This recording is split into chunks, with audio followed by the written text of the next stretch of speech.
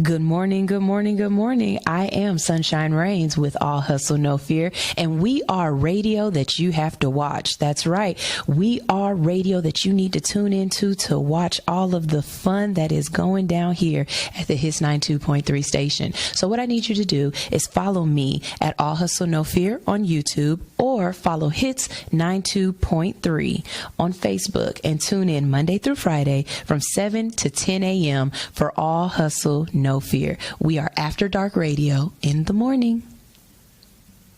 You have to find a way to persevere through your tears, even if it seems absurd. Celebrate life with love and gratitude, no matter what things occur. My faith in God allows me to redeem my dreams deferred. The Christ that is manifested in me allows me to manifest things with words. Abide in his covenants, and all things ye ask shall be given to you. Know that the tree of your life will not bear fruit if not connected to the root of spirit and truth.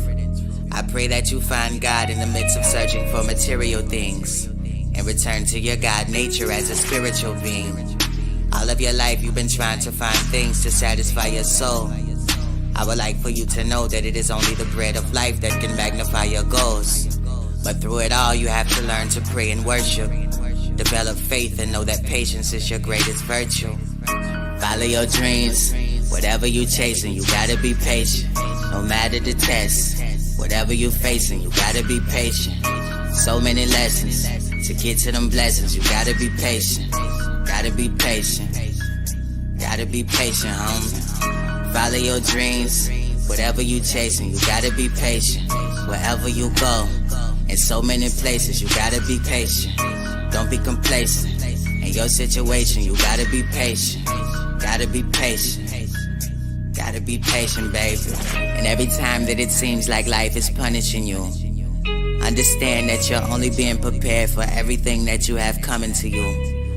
Your hopes and aspirations may not have manifested when you wanted them to, but the universe is working to make every one of them true. Trust and believe and you shall receive. This has been God's eternal promise since Adam and Eve. We all have dreams of extravagant things, but a tree must first grow before you gather its leaves.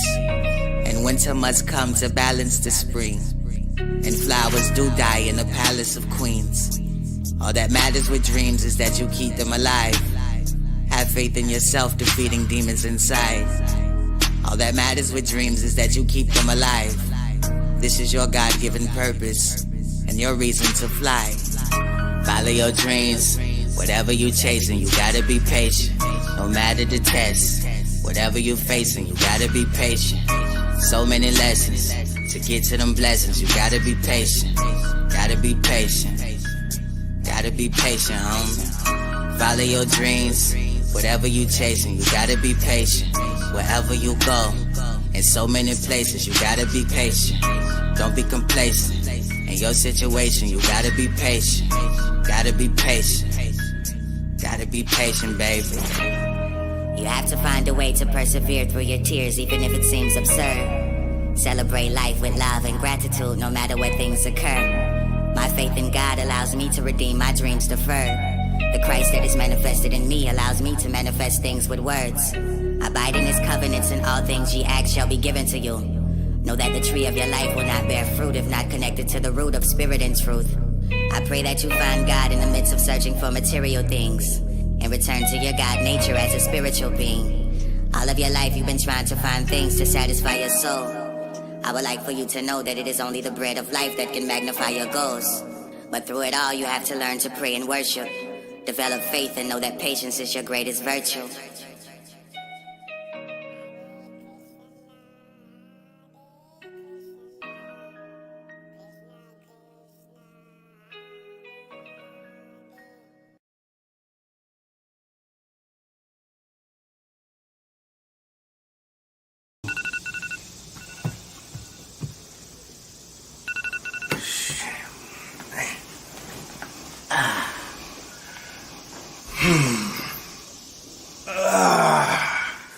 Top of the AA.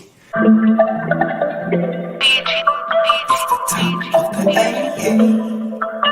It's the top of the AA. It's the top of the AA.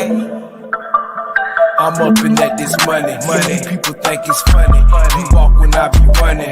I need it in a hurry. Look, shout that body curvy. Her man looking worried. Don't wanna have to bury. Your tail tuck scurry. I don't want no problem. I'll be the one to solve them. Don't fight over no bitches. Too many in the world. She's never really yours. You're never really hers. My vision full of blurs. These niggas looking scared. Looking like a coward. Your attitude is sour. You do it for the minute. I do it for the hour. God gave me the power. Grace and gave me mercy. Haters wanna curse me, but their weapons didn't prosper. Satan tried to hurt me. Chocolate like a Hershey. New York out to New Jersey. Like James, I'm worthy. He see a G coming, but I don't wanna. If I did, she's a goner. We be smoking marijuana in some corner of the AA. The top of the AA. It's the top of the AA. The top of the AA. I'd have her in a sauna. By the end of the night, we'd be under the moonlight. By the end of the night, we'd be on Versace sheets with a bottle of Bel Air, looking up at the stars with just a few cares. Fingers through your hair, playing truth or dare. You a model, I'm a player. It's been groomed and I care.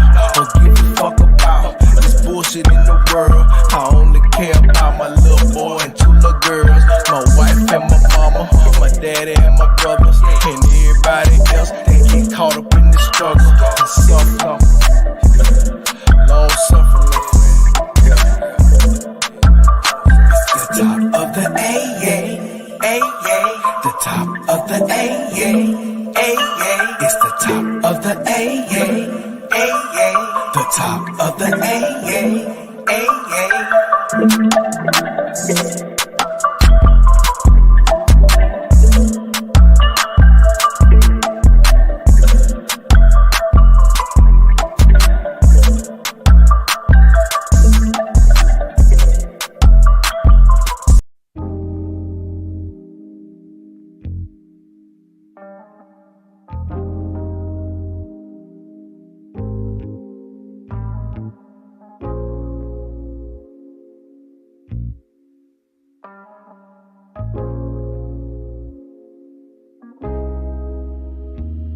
I spent so many nights sleeping on me, but I finally realized I'm all that I need. I'm that girl, been that chick, never needed no one else. I've been that bitch, plenty on my life, a couple on the side. Baby, I'm a dime. Face card don't decline. So tell me what it's giving. Oh, I can tell you're living for this, what you've been missing, boy. Tapping into my bitch energy, bad bitch energy, and my bad bitch energy, bad bitch energy, and my bad bitch energy, bad bitch energy, and my bad bitch energy, bad bitch energy. That pussy got some power, and she can go for hours. Fuck a second minute, they say she can go for days if you allow her. You see beauty in a struggle, pretty through the pain. She's smiling through the bullshit like sunshine through the rain. Can't nobody do it, so she gotta get it done. She working through the night and waking with the sun. Looking in the mirror now at everything she sees. It ain't no phase or filter. It's bad bitch energy. Bad bitch energy. Bad bitch energy. And my bad bitch energy. Bad bitch energy. And my bad bitch energy. Bad bitch energy. And my bad bitch energy. Bad bitch energy. And she knows that she is so much more than the world has to offer. Cup runneth over and body don't quit. Badass bitch, so legit and always on her shit. Been through the most but never been phased a bit. I mean, even her haters hate to admit Shawty is lit. Bad bitch energy, bad bitch energy in my bad bitch energy, bad bitch energy in my bad bitch energy, bad bitch energy in my bad bitch energy, bad bitch energy.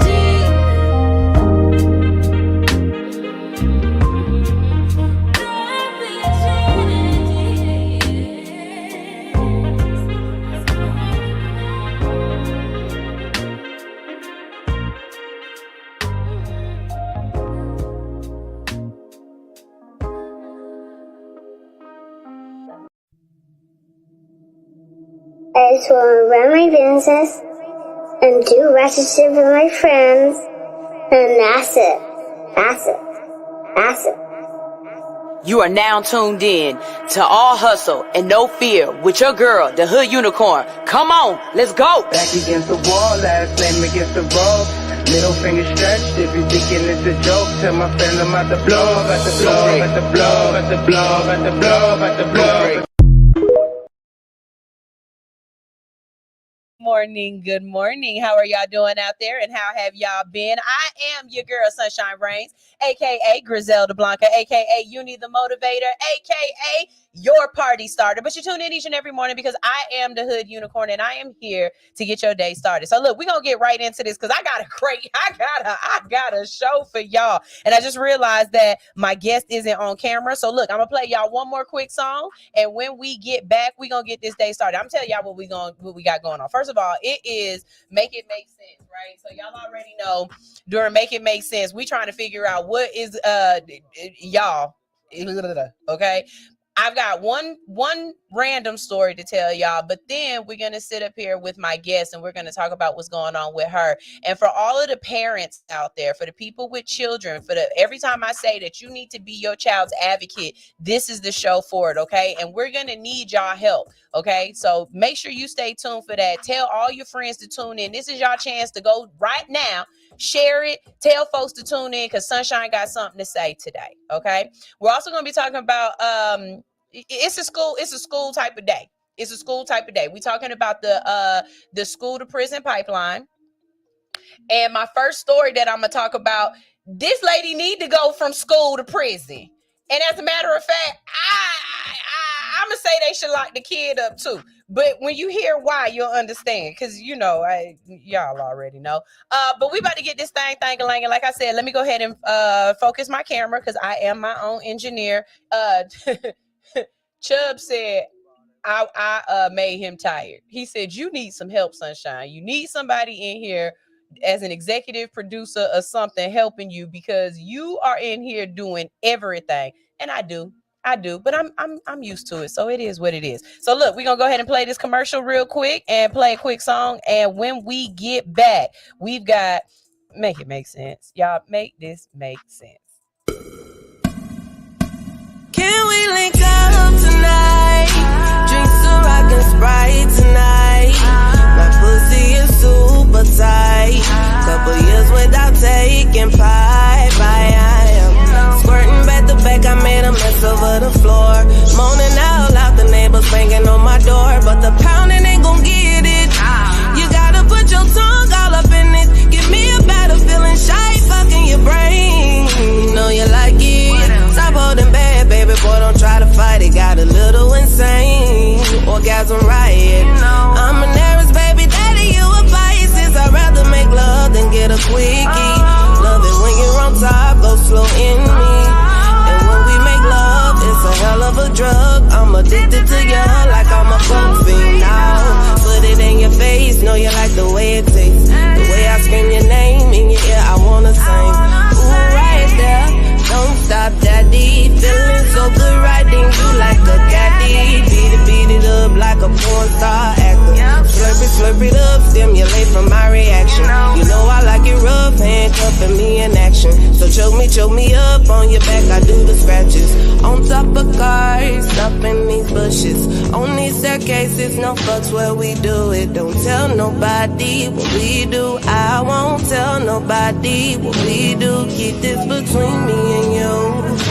All of this between me and you. Let me fuck on you. LMFO you.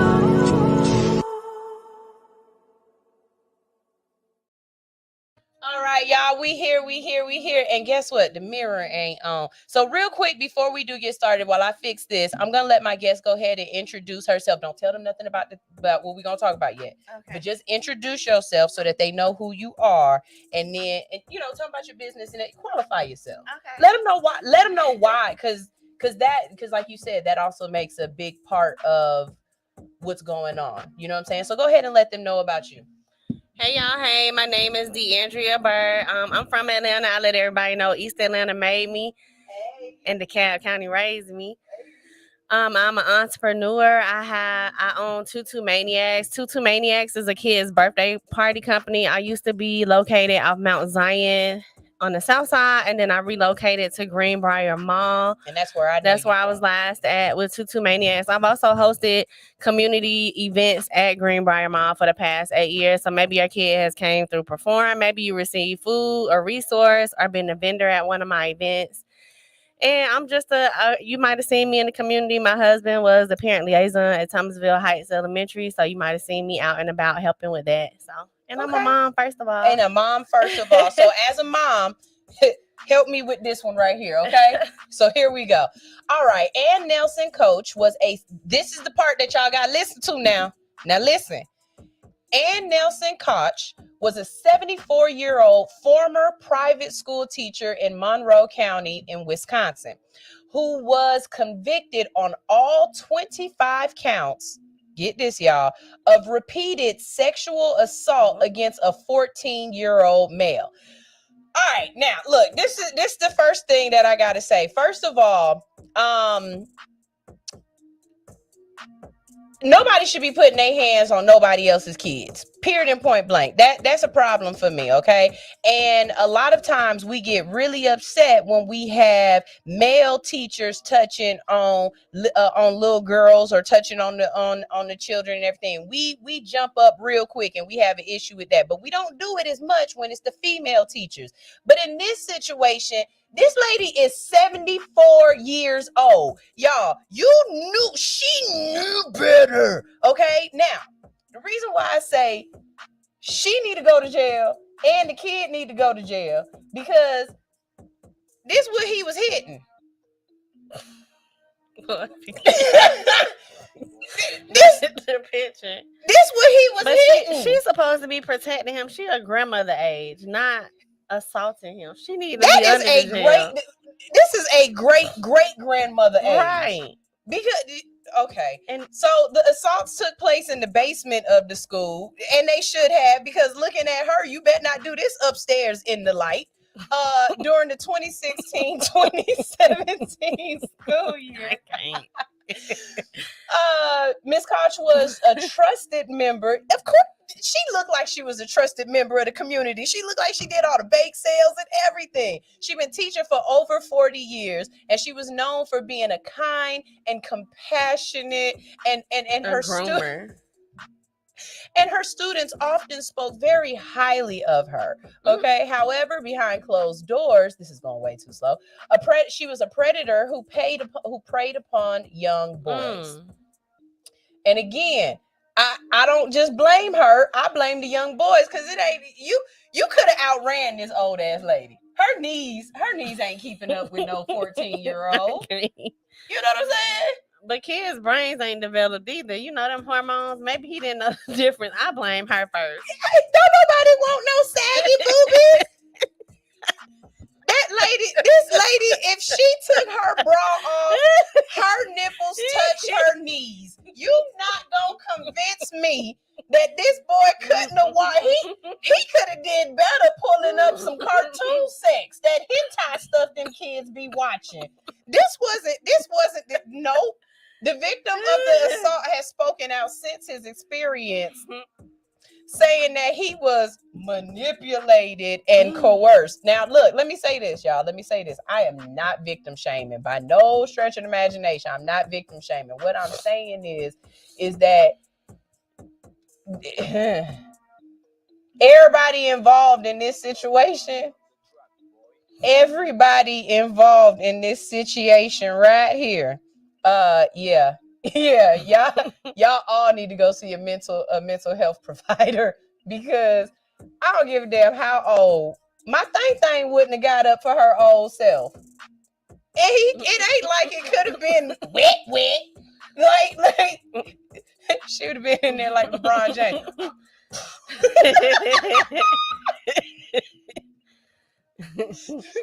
I'm sorry I brought you on here. I'm sorry.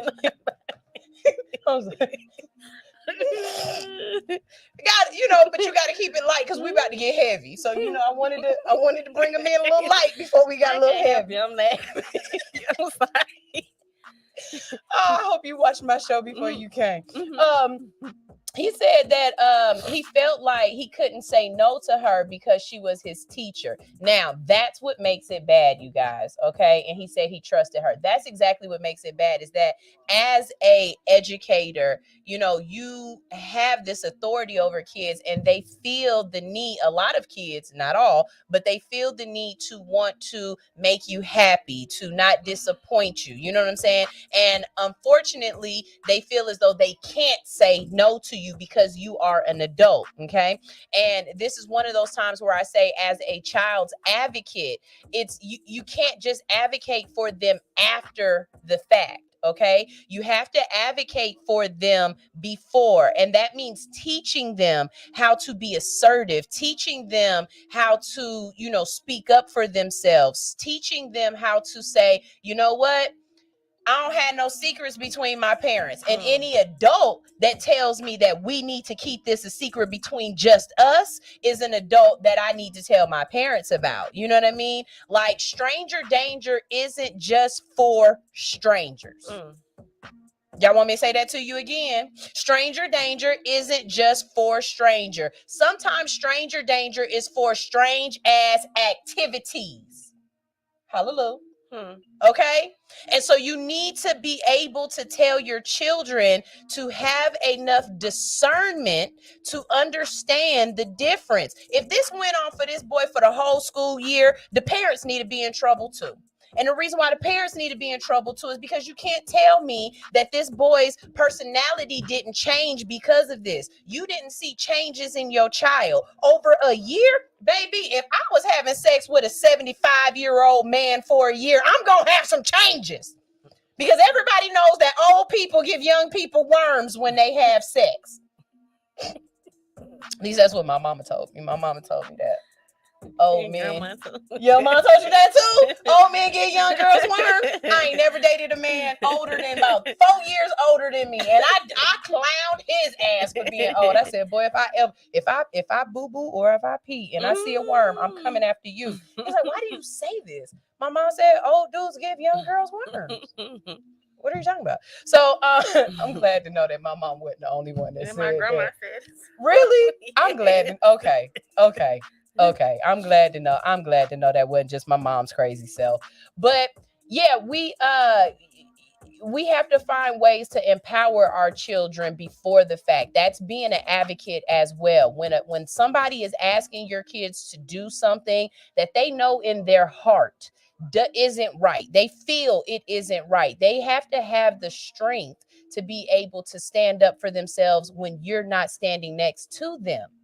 You know what I'm saying? And I have these conversations with my kids mainly because I read these articles, because I've heard these stories. You will not be a teacher that tells my kid to stand up in front of class and be the only black kid in class and we gonna reenact the slave trade. That's not gonna happen. You're not gonna tell my kid that we going on a field trip to pick cotton. Because my kid gonna say, I don't even think I want to be out there in the field. And you damn sure don't. Because your grandmama's grandmama didn't want to be in the field. So why the hell is we taking our kids here? You know what I mean? So hopefully this helps any of y'all out there who don't realize that you definitely definitely advocate for your kids before. And I hope y'all check this little boy for worms, because 14 and 74, that don't even sound right. That sound like he wasn't doing nothing but skin and smells. Cause 74-year-old women got that old lady smell. That's gonna mess this boy up for sex forever. Cause he ain't never gonna. That's not how you start out as a 14-year-old boy. And be perfectly honest with you, my son is 12. I would, even in the next 2 years, I wouldn't want my son having sex. No. You know what I mean? Their brain's not even developed with normal everyday things. Exactly. So sex should not even be added. And let's change it around. 14-year-old boys can give 74-year-old women worms, because I know he ain't washing. I know he don't wipe right. We wash their clothes. We know he ain't wiping right, ma'am. You gotta tell boys we're in the shower. Gotta tell until they get sometimes you gotta a girlfriend in the shower. Yeah. Like, baby, come on now. You've been outside for way too long. You smell like outdoors. This don't make no sense. Don't y'all be over here laughing at me. Don't y'all be laughing at me. T said, my mom said old ladies give young men worms. They probably do. We don't know. See, I thought it was just the other way around. I thought it was just the other way around. All right, y'all. So what we're going to talk about now is the prison to the school to prison pipeline. And this is it's heavy.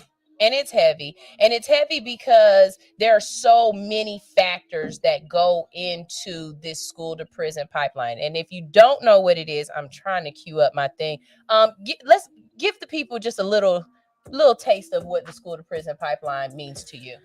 So the school to prison pipeline became very personal to me lately. First of all, let me say I'm a child of an educator.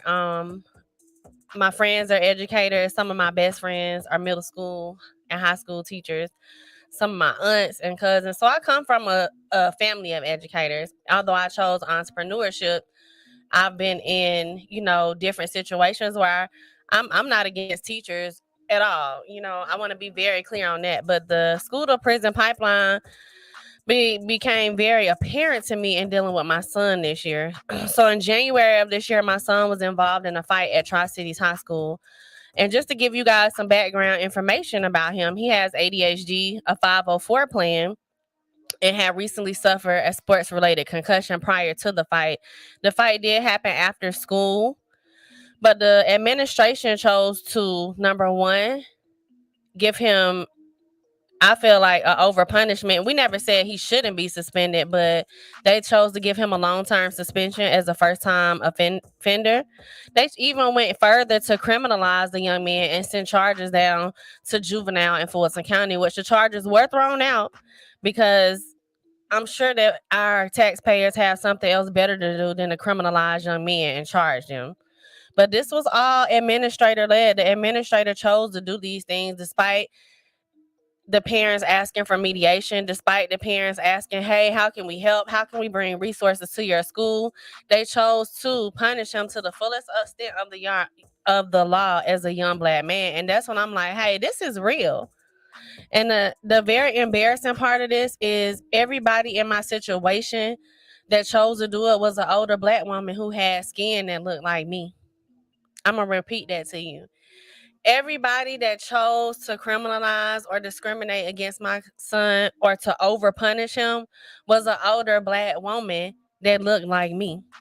I don't know about you guys, but I was born in the 80s and I'm a 90s baby. But the older black women in my time, they corrected you, but they protected you. Mm-hmm. They taught you. You might have got in trouble down the street at your neighbor's house when they went to tell your grandmama. But they also looked out for you and taught you if you wasn't doing something right. If your skirt was too short, they went and bought you another one when they fussed at you.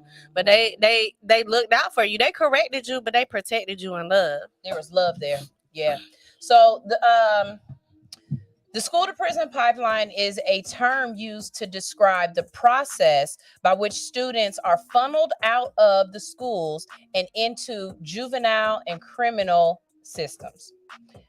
This can happen through a variety of factors, including, come on, you got to go faster than this, Zero tolerance policies. All right. These policies mandate harsh punishments for even minor infractions, such as dress code violations, disruptive behavior, and these punishments can include suspensions, expulsions, and even arrest, as she just said. Okay. The presence of police in school. That's also part of the school to prison pipeline because, it gets them used to having that armed guard around them. Mentally, it does. Okay. The presence of school and police in schools can lead to students being criminalized for behavior that would not normally be considered criminal, such as fighting or defiance. And this can also lead students to be arrested and taken into juvenile detention. And not only that, I want to add, I know it's one thing that's not on here that I want to add. I want to add how they make the kids walk in the hallway, single file, up against the wall, can't talk to anybody, have to be quiet. Kids are some of the most social creatures on this earth. To tell a child to stand in line and not say anything, and then to be mad at them when they're talking, and you haven't let them have no recess. Can I ask you an even bigger question? How many CEOs do you see wear uniforms? How many CEOs? Well, I mean, I guess do you see wear uniforms? Your what's it called? Is a uniform, ain't it? I mean, like your suit and tie, isn't that kind of like? Does Bill Gates wear a uniform? Not at all. Not so at all. When you work at Chick-fil-A, when you work at Walmart, when you work at McDonald's, and when we talking about Black people building generational wealth, how many CEOs do you see wear uniforms? Our children don't need nobody to save them. They need people to listen to them and to support their ideas. They are the new generation. That's a good one. And why are we teaching them not to trust themselves? Just like you said, why didn't the little boy tell? Because he's been probably taught not to trust himself. So when he wanted to tell his parents, he couldn't because he's been restricted. Kids also have racial profiling, of course. Students of color are disproportionately disciplined in schools and are more likely to be arrested and incarcerated than their white counterparts. This is also due to a number of factors, including implicit bias and discrimination. Now, this is something that I want to say too. A lot of times we have these Caucasian teachers teaching in primarily African American communities, and I believe if Teacher Nitra, if you are out there and you hear me, Teacher Nitra, I need you to confirm or deny what I'm saying, or any other teachers in the system. I believe they get some sort of either stipend or it's some sort of mandate or something that they do, that if they work in these lower performing schools, then they get more money or they get a better chance to go somewhere else later or something like that. I think I heard something like that. It's a bonus, but it depends on the program too. Okay. Also, because and we see this a lot, because the kids are African American students and the teacher is white, they don't always, there's a cultural breakdown. Like if I got a Black teacher, I'd be like, hey girl, hey, I mean that in a great way. But a Caucasian teacher might feel like I'm being disrespectful because instead of calling you ma'am, I said, hey, you know what I'm saying? Different things like that. Or just, seeing how they don't have any patience with the Black kids and it's automatically go to the office, there's no trying, like you said, with the Black women in our community, how they would be like, all right, come on, y'all, this is not what we doing. And so that's a big issue for me too. I do appreciate it more when my kids have Black teachers. And this year I was really happy because my son has male Black teachers. That's not, yeah. And this dude look like he don't play no games, and I like it. Okay. The next thing is students with disabilities, and she already said that her son had at first had an IEP and then a 504 plan. So I've been dealing with this advocacy thing since my son was in pre-K. First of all, let me give you some even more background on Zaire. Zaire was born 3 pounds. He was a preemie. I had to leave him in the hospital until he gained 4 pounds. I was told he would have developmental delays, all type of problems. He was also born with nodules on his vocal cords. So in elementary school, he had 3 surgeries on his vocal cords. The IEP came from him being diagnosed with ADHD in pre-K. and having speech therapy, because there was a year when he had so much scar tissue that he had to wear a whistle because he couldn't speak and his voice has been raspy. So this advocacy started because his speech therapist was copy and pasting his progress and wasn't actually giving him the services when we were in DeKalb County. And actually, the Emory Voice Clinic nurse is the one that called it. She said, "Hey, I want you to read his progress notes. I want you to read his IEP. They're not doing anything." So at the next IEP meeting that I called with the district, I had to call her boss in, and come to find out she had not been doing it. And not only to my child, to the other black boys that she was servicing. Was she Caucasian? She was. Miss Ogden Ball. That was her Please name. call everybody out. I'm Please. telling names because I was Please, peaceful, but and let me say why. Let me say why I want her to say people's names. I don't want her to say the people's names because we want to embarrass these people. That is not the reason why. We want to bring attention to it because, like she said, there were other children that she was doing this to. And I can almost guarantee you, even though she was reprimanded, they didn't go back and tell those people's parents that they messed up. They might not have. And I appreciate the nurse at the time at the Emory Voice Clinic for even bringing it to my attention. Had I not asked questions and been involved, I would have never known. So my advocacy started with Zaire having an IEP then. When we got to middle school, he still had the IEP, but when we switched to high school, we chose to switch to a 504 plan because socially, kids understand when, my peers getting irritated with me because I got ADHD, or my peers noticing, hey, I got this help or I'm doing this. So I chose, okay, I switched it to a 504 plan, and he was doing medication then. When he was younger, I didn't opt into medication because I'm not a huge fan of the push a pill on a child. And but medication is okay if it's what you need to have a better quality of life. So we waited till he got 8th and 9th grade and we did the medication. He did stop taking it around pandemic time. But yeah, that's where my advocacy started. What you guys also don't know, I have a background in advocacy. I work with Atlanta Thrive, and I taught the parent advocacy class on the history of Atlanta education and just advocacy in general, like how to get your child IEPs, who is your board member, who the board members work for, who the superintendent works for, and that type of thing. Because a lot of times we as parents, when we do have trouble or our kids get in trouble, the information on what to do is not made transparent by the school system at all. And if you don't know and you never been there before, it's okay if you don't know because nobody taught us that. You don't know what you don't know. So I did teach that advocacy class, and ask for help, y'all. Don't be embarrassed. If your child needs an IEP, get it. Get the assisted services. If your child needs help, don't be afraid. Don't be embarrassed. Get what your child needs, because at the end of the day, you got one kid, and get them what they deserve and what they need. Don't be embarrassed. Ask for help. I'll help anybody I can. So the school to prison pipeline has a number of negative consequences for the students, including reduce educational attainment. Students who are suspended or expelled are more likely to drop out of school, and this can have negative consequences on their future employment. Okay. Let's keep going. Increased involvement in the criminal justice system. So students who are arrested or incarcerated are more likely to reoffend and spend time in prison as adults. And this is another reason why we call it the school to prison pipeline, because it's almost like you are conditioning them at an early age to filter into this system. You know what I mean? And I've said this over and over and over again.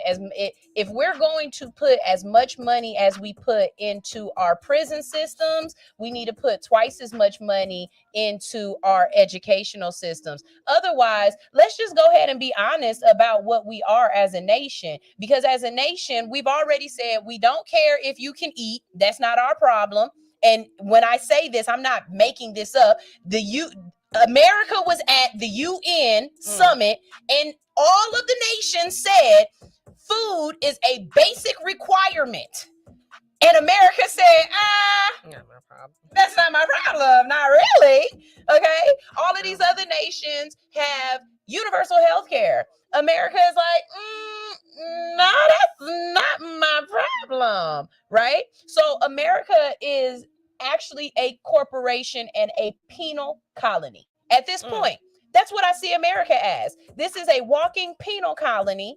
and a corporation. So if you're not either making money or spending money for the corporation, then you are in jail.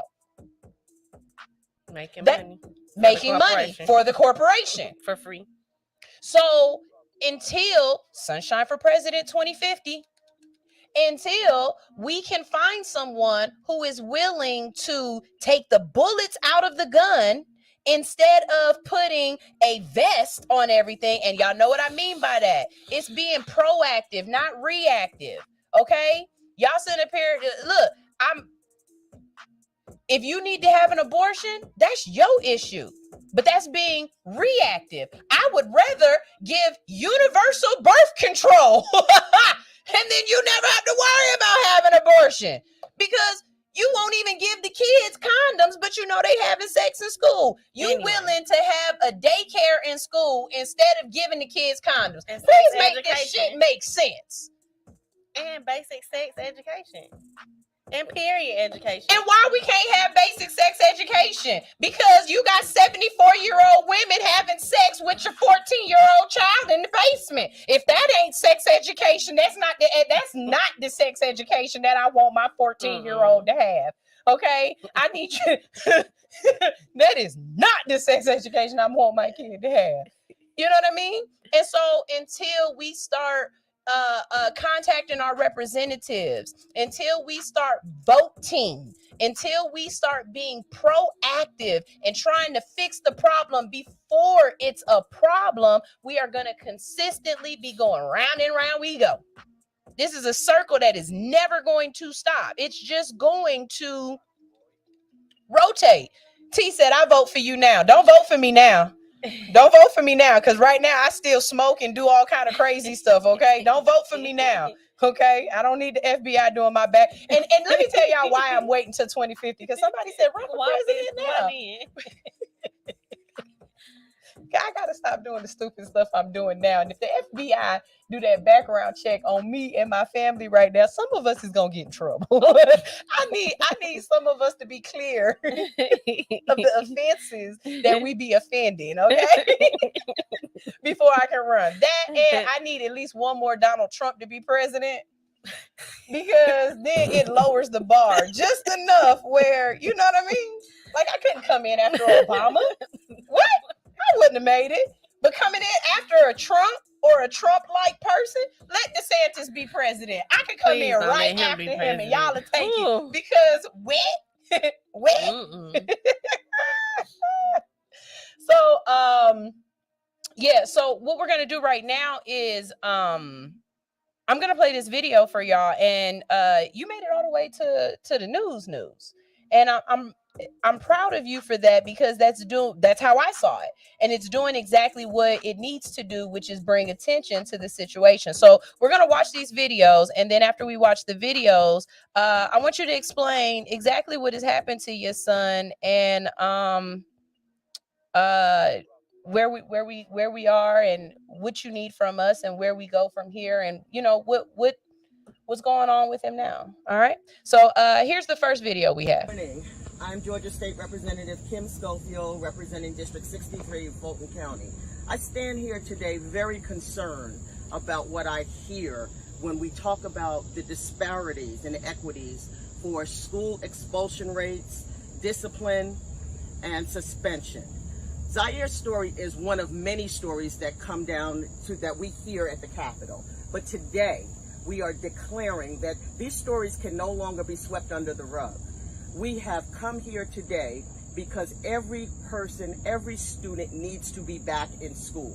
Let me say that again. We're getting ready to go into the 2023-24 school system time, and we need to get our kids back in school. Now, these stories and these unjust actions have irreparable offense and impact on our kids for this future. That's not, and that should not be Georgia's story.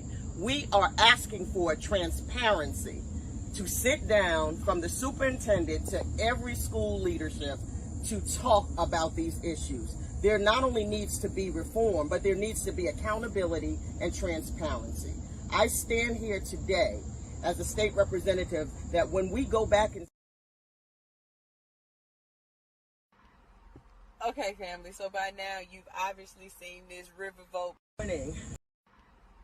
Okay, family, so by now you've obviously seen this riverboat video of these Caucasian folks that got off of this riverboat. Morning. I'm Georgia State Representative Kim Schofield, representing District 63, Fulton County. I stand here today very concerned about what I hear when we talk about the disparities and equities for school expulsion rates, discipline, and suspension. Zaire's story is one of many stories that come down to that we hear at the Capitol. But today, we are declaring that these stories can no longer be swept under the rug. We have come here today because every person, every student needs to be back in school. Let me say that again. All right, fighting for a young student's future. Right now, a local racial justice group is fighting for a teen to be allowed back to school after he got suspended for a fight. Yeah, so the Southern Equity Group says that disciplinary actions taken by Fulton County and other metro districts can discriminate against young black males in particular and endanger their futures. Atlanta News First Madeline Montgomery is in Union City at Fulton County Schools South Learning Center with what changes they really want to see within the school system. Madeline? We're at the spot where a lot of school leaders actually make the decision for whether or not a student is going to be suspended or even expelled. And there's a whole group of students, parents, and advocates who are saying that the way the disciplinary process works needs to change. And they also say that it can be prejudiced. And they say they have the numbers to back that up. School and sports were going well for 17-year-old Zaire Bird. That is until junior year. My son, a magnet student athlete with a 504 playing and learning disability of ADHD, was criminalized and discriminated against. Zaire's on a long-term suspension from Tri-Cities High School after getting into a fight at school. With no formal disciplinary actions, having never been involved in a fight in school before, and often described as a good kid by his teachers, coaches, classmates, teammates, and co-workers. Racial justice group Southern Equity says Zaire's story is common. Young black men are being suspended or expelled at a rate almost 3.5 times greater than Caucasian students. According to Georgia's student discipline dashboard through the governor's office, black students make up 43.7% of Fulton County School District's student body, but account for over 72% of all disciplinary actions. I'm here today to stand up for other black boys like me that have been overpunished. Southern Equity, along with other youth empowerment groups, and Georgia Representative Kim Schofield are calling for systematic changes in how Metro Atlanta schools handle discipline. There not only needs to be reform, but there needs to be accountability and transparency. They want more positive behavioral intervention for schools. They're also asking for stronger parent bill of rights and transition support for kids that are expelled or suspended to help students return to campus. We're not advocating that there be no discipline at all for students who conduct or in a way that violates the student code of conduct. However, we also believe that what happened to Zaire was downright negligent. I just want to continue to do the right thing for the whole school year and go to college and get a good education and be successful. We just received a statement from Fulton County School District. It reads in part, Fulton County Schools is unapologetic for providing a safe learning environment for students and staff. We acknowledge and value the perspective of all families. However, when students engage in certain activities that endanger others, such as bringing a weapon on campus, engaging in a group fight, or creating major school disruptions, we will continue to enforce the student code of conduct while providing students with due process. And we're going to have the rest of that statement on AtlantaNewsFirst.com. You can also find it on our Atlanta News First app. Reporting live in Union City, I'm Madeline Montgomery, Atlanta News First. Good morning. I'm Georgia State Representative Kim Schofield, representing District 63, Fulton County. Wait a second. Let's break some of this down too. Let's first break down the school board or the school district's response that she just read. If I was just listening to this, I would assume that in this situation that these young boys brought guns to school. Okay? That is a fallacy. That is not a factual statement. In this particular situation, there was no guns involved. So let's say that, okay? Because these are children who have undeveloped frontal lobes, who are more likely to act upon their instincts and their emotions. Now, just a couple of days ago, I told y'all, when if I don't make it for president, let me be the school, the secretary of education, because there's some things I'm gonna change. And yes, I would allow boxing in schools, especially for our older children. Now, as a parent, especially in this situation, because this is my premise. I can be real. This is my premise of how I would set this up, right? So let's say these boys and your son had an issue and they wanted to fight, they wanted to tussle. There would first have to be some mediation. So you first have to come to somebody and you got to tell them what the problem is. And the reason why I say that is because they even know. Right. Can you articulate why you are upset? And not only that, does the other person understand why you are upset? Because this could be a miscommunication that we could fix real quick just from mediation. Okay. Now, if it goes past mediation and y'all still at this phase of, I want to put my foot in this person's tail, then now you have to take a class on the proper way to box, the proper way to handle yourself. And the reason why I say this is because I don't want my kid getting into a fight in the bathroom and hitting your kid and killing your kid, or they getting into a fight in the parking lot and somebody get hit and they fall and they hit their head and they die or whatever. I don't want that. So I'd rather have boxing gloves, a helmet, a ring, a referee, somebody in there that's allowing them to get this aggression out,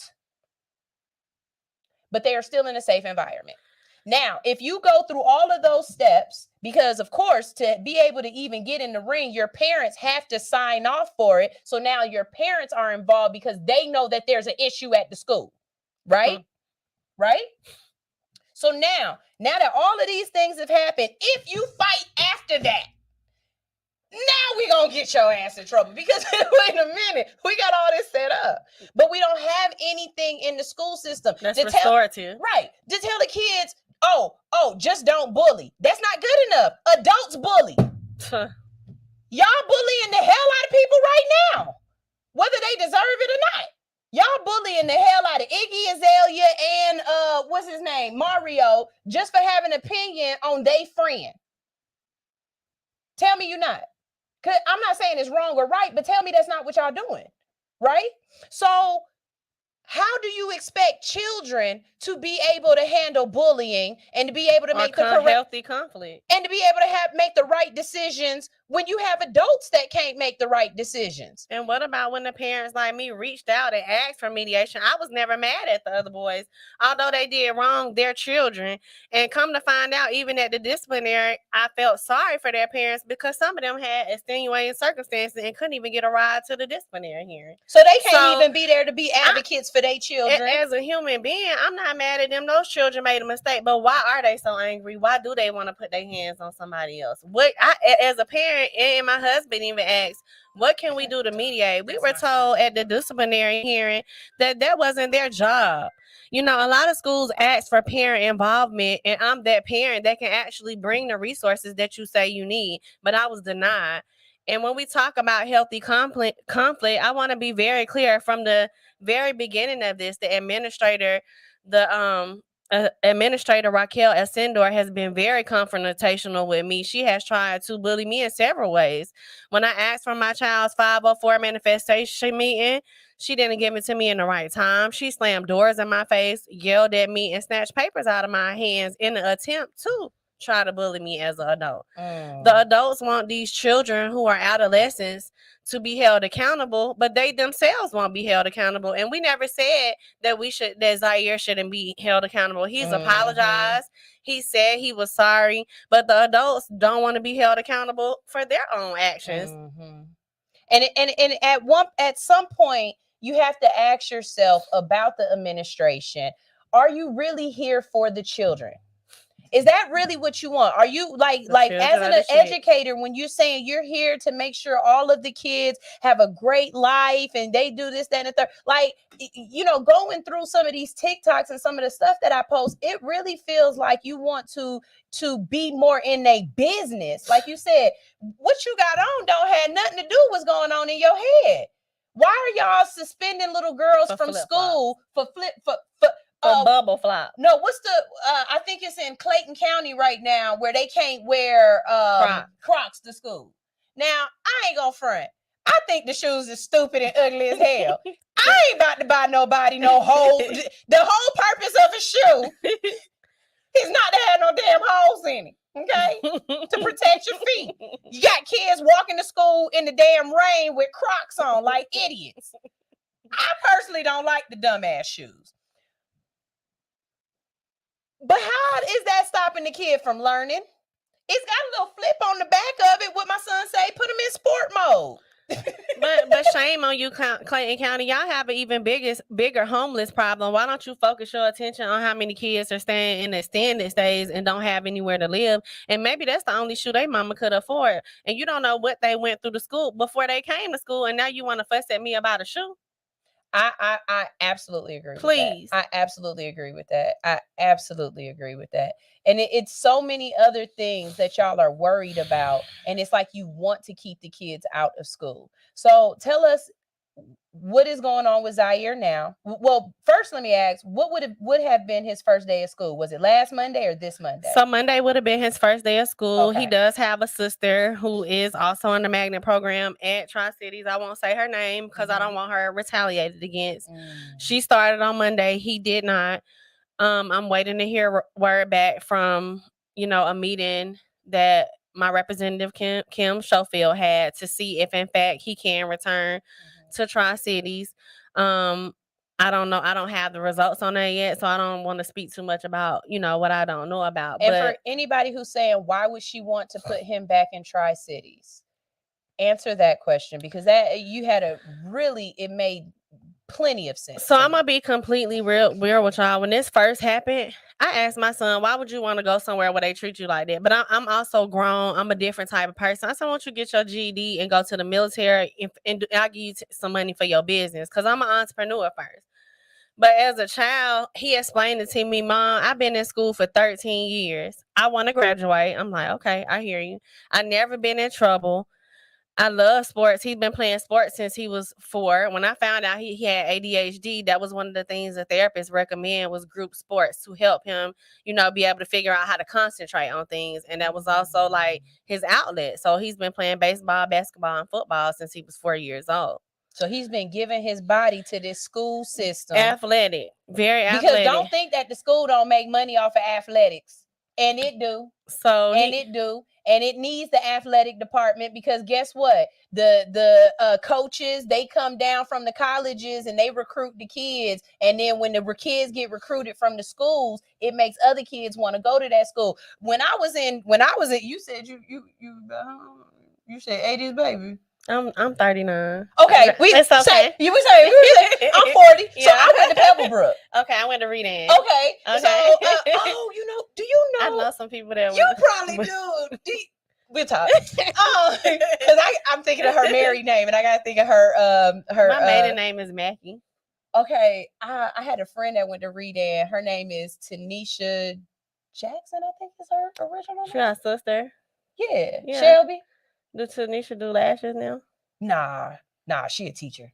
I do know too, Tanisha. I'll show a picture of her. We know some people. But so I went to Pebblebrook, and being at Pebblebrook, we knew the 2 really big schools in our district. One was McEachern. Everybody wanted to play football for McEachern because McEachern had the most money going into it. And they had the most people coming to watch their football players and watch their scholars to get scholarships and to go off. Listen, y'all, don't act like your kid only need the school. The school need your kid too. That's why they get mad when your kid don't show up for school, because they make money. Guess how much money they make? Just the same $22,000 to $26,000 off of each back of your children bodies. 22 to 26,000. Special education even more. And that's exactly why when your kid gets a special education IEP, that's liquor. IEP or a 504 plan, it's really hard to get them off of it because they make more money off the system. You know what other system you make money off of per person, per day, per head? Prison. prison. And guess what, y'all? They do the counts in October and March. They count. That's why when they be sending y'all those attendance things and harass y'all about your child being in school, they do the count for the money in October and they do the count for the money in March. And whether or not your child gets suspended, kicked out, or taken care of, they got the money as long as they was there for the count. And they get to keep it.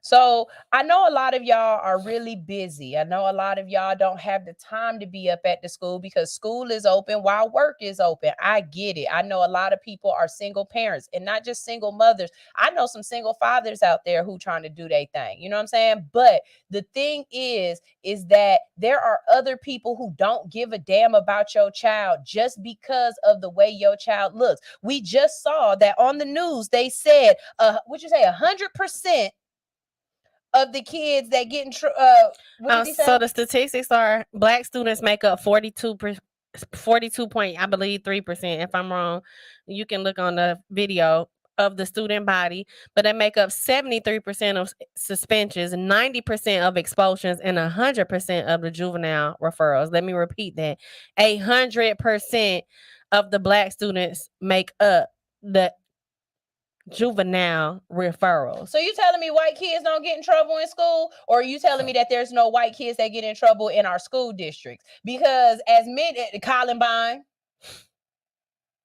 Sandy Hook, I mean, as many kids come to school shooting up, you can't tell me that them kids just all of a sudden became bad. They had to have a disciplinary issue before they decided to snap. You know what I'm saying? Like, you're not gonna convince me that only Black kids are bad. And I hate calling kids bad. Kids are not bad. Don't call that. Kids are conditioned. Kids, do not call my child bad. My kids are not bad. At least don't say it meaning it. Now, you joking, like, bring your little badass up, but that's different too. But don't call the kids bad because they start to emulate what you speak into them.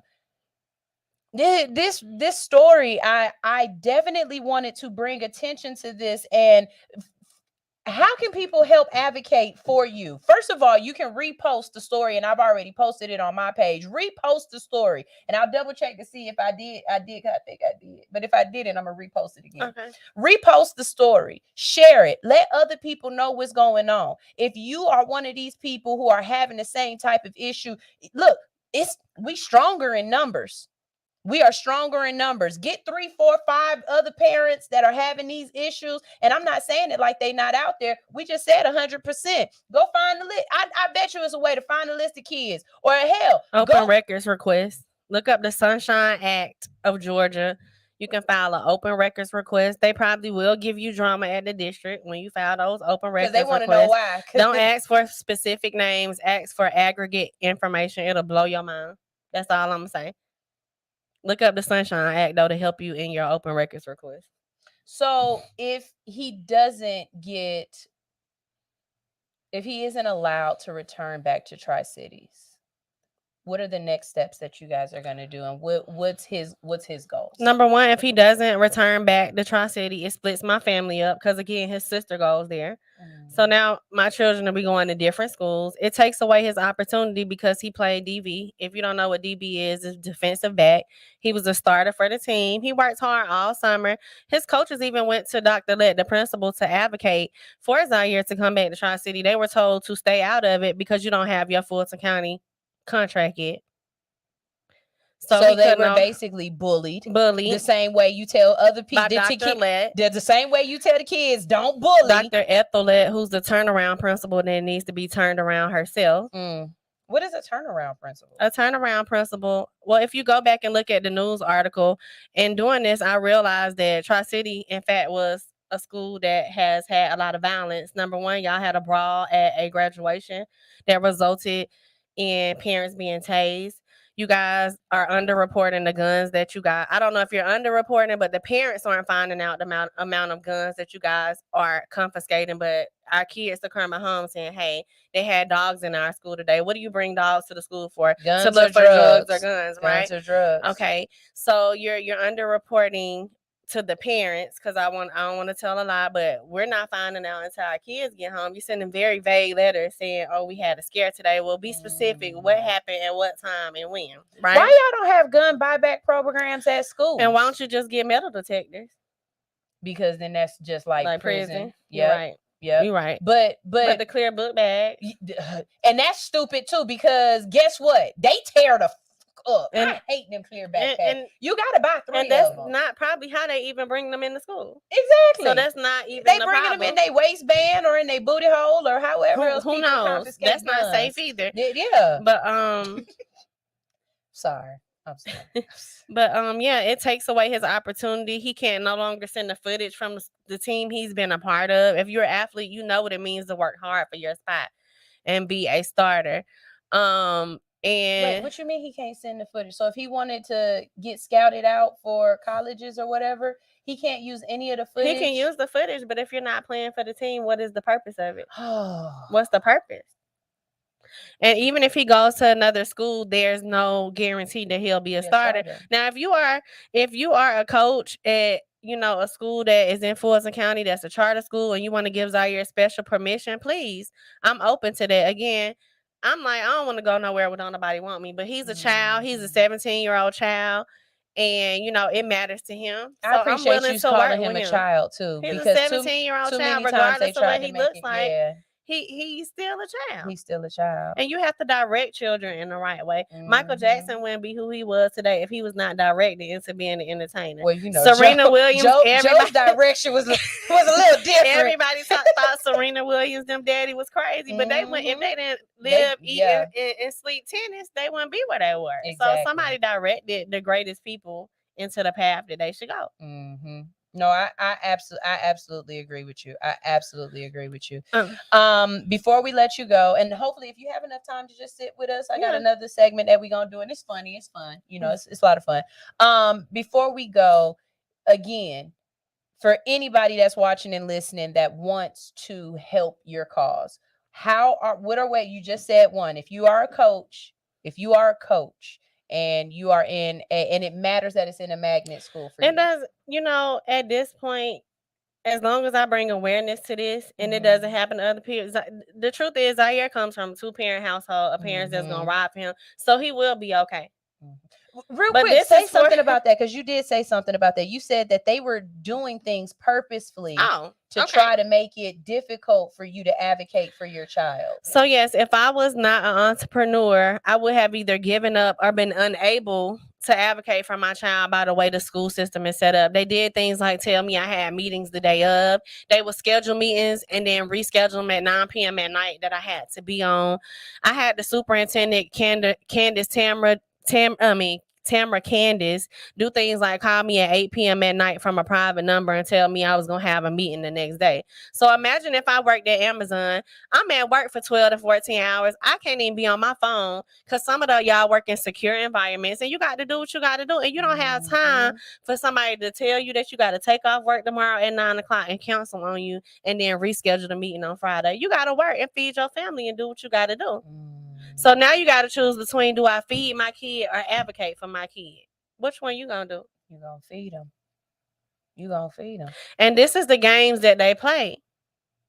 So if I didn't have a husband, if I didn't have the support of my granddad, my mother going to pick people up, if I didn't have the support of Partnership for Community Equity, Sterling, Aaron, Casey at Hay, helping empower youth, and them coming and standing in the gap with me, I wouldn't have gotten this far. My child would have been another number.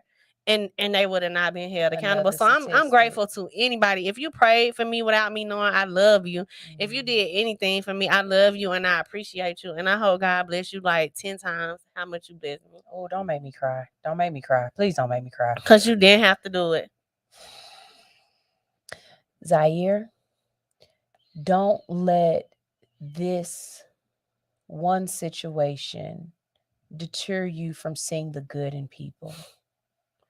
Don't let this one situation make you feel and believe that people, that everyone is going to be against you, because there will be people that will be 10 toes down for you, that will have your back, that will see you as the light and love that you are, and not as a assailant, not as a suspect. Okay, you are not what somebody calls you.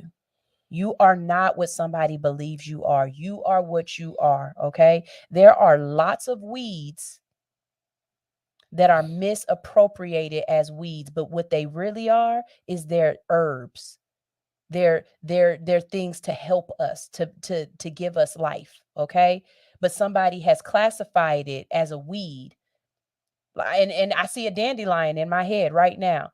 You say that this dandelion is a weed and it needs to be destroyed. But I got a homegirl right now that'll make you a dandelion tea that'll help with your something system. Let her tell it. You know what I'm saying? You know, I got a homegirl right now who'll pick them dandelions, freeze dry them, put them in a tea, and heal you. Okay? So don't let anybody else tell you that you are anything other than an amazing person. Okay? And I hope one day I can get to meet you. I do locks. You ever want? I see you got some pink in your hair. What's up? What color you want to be? I got your back. Okay, I got your back. So, y'all, I really, D, I appreciate you coming. Thank you for having me.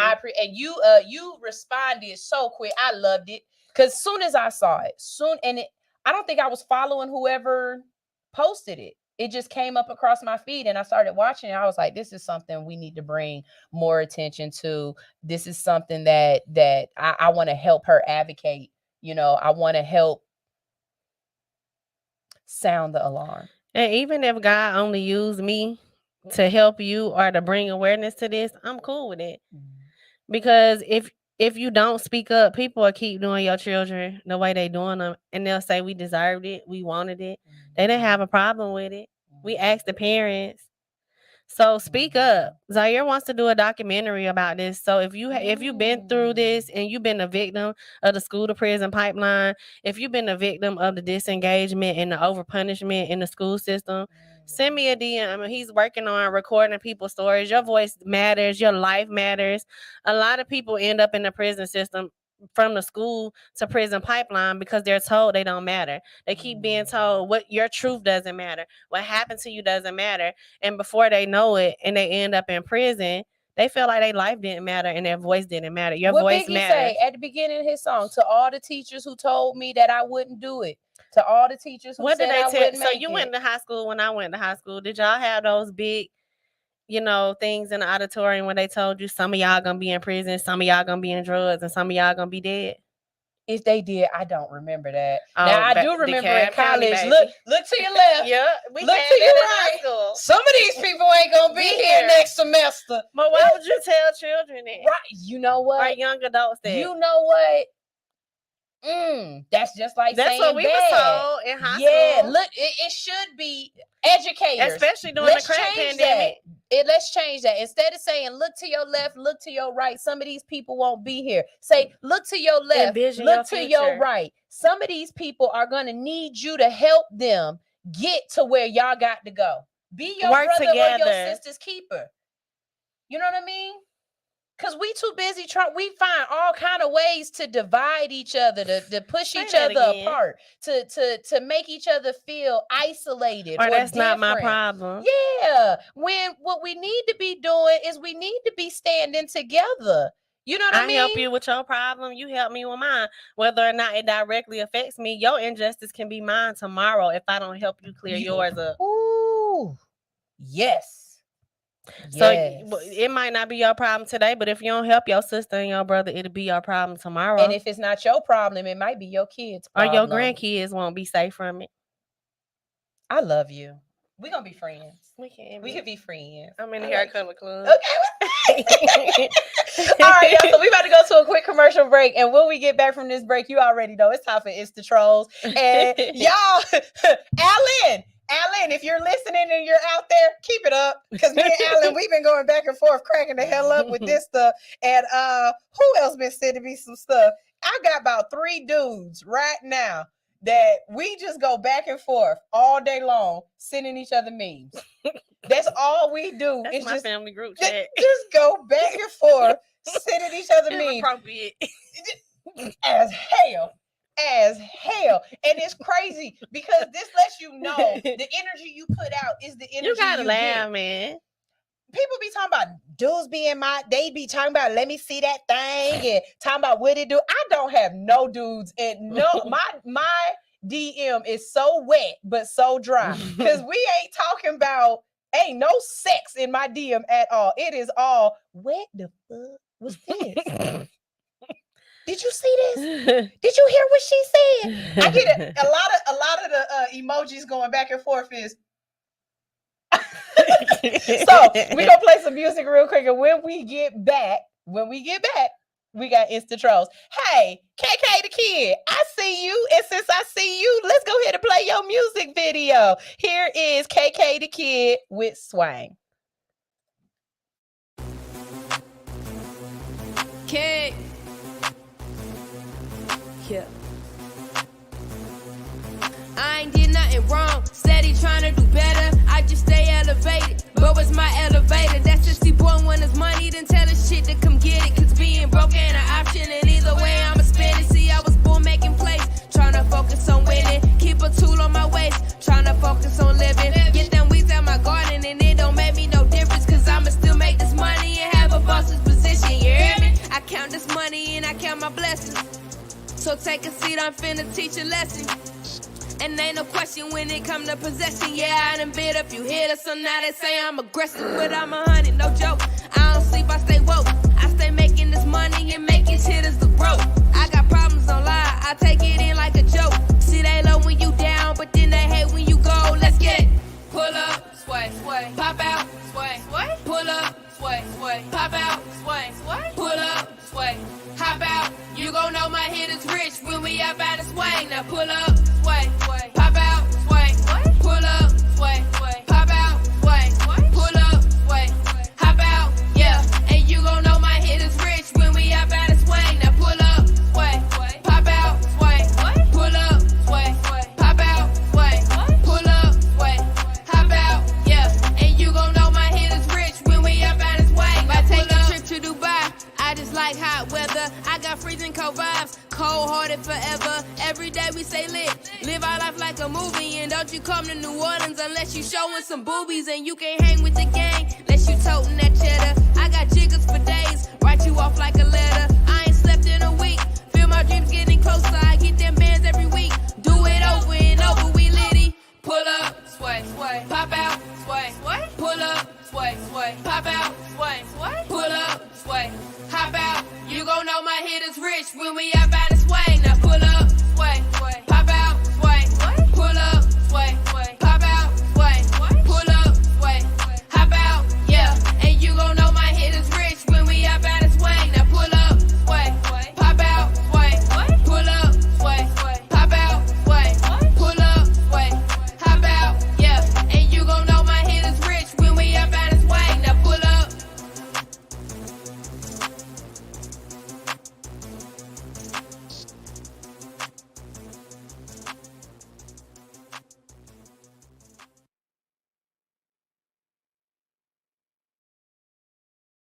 Are you in need of some tattoo therapy? Visit Studio 219 for your next tattoo or piercing. Studio 219 is located at 1900 Piedmont Road in Atlanta, just 1 mile from the Lindbergh train station. Studio 219 is open Monday through Saturday from 12 p.m. to 9:30 p.m. and closed every Sunday. Book your appointment today by visiting www.studio219ink.com. That's studio219inc.com. Make sure to follow 219 on Instagram for promotions and specials at Studio219ink. Studio 219. Let us fix your creative itch.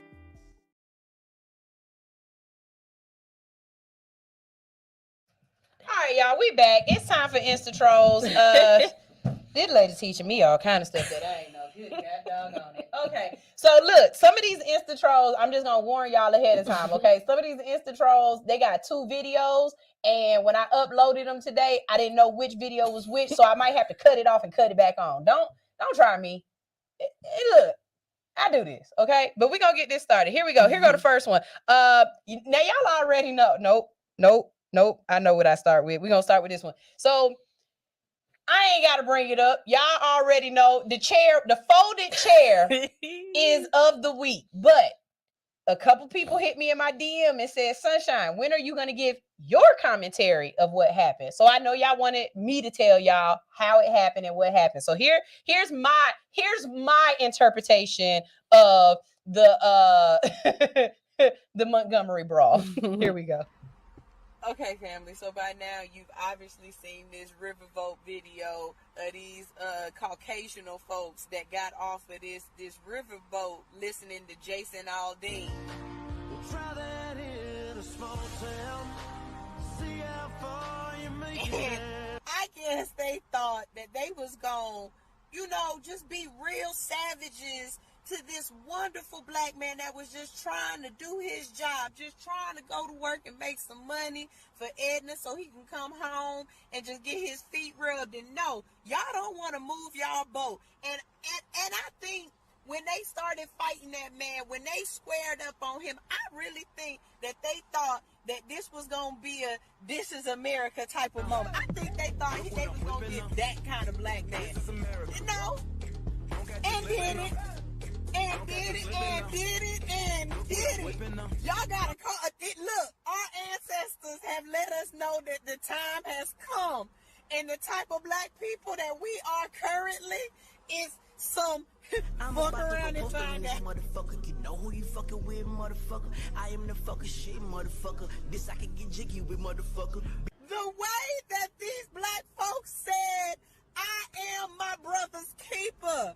Okay, all of these black people knew the assignment. They said they was raised on, if your cousins fight, you fight. I heard they was on that riverboat playing Knuck If You Buck. And if you were DJ, way to go. Way to know the culture, DJ. I'm all for it. Now, this is what killed me. He swam into action. Don't you dare say black people don't swim no more, because we do. When the time comes, we is Aquaman. That man jumped up on that pier and he whooped that trick. Whooped that. Oh, Lord. Oh, this is so great. This is so great. And every single black person right now in America is just saying, we just watching this and we just saying, oh yeah,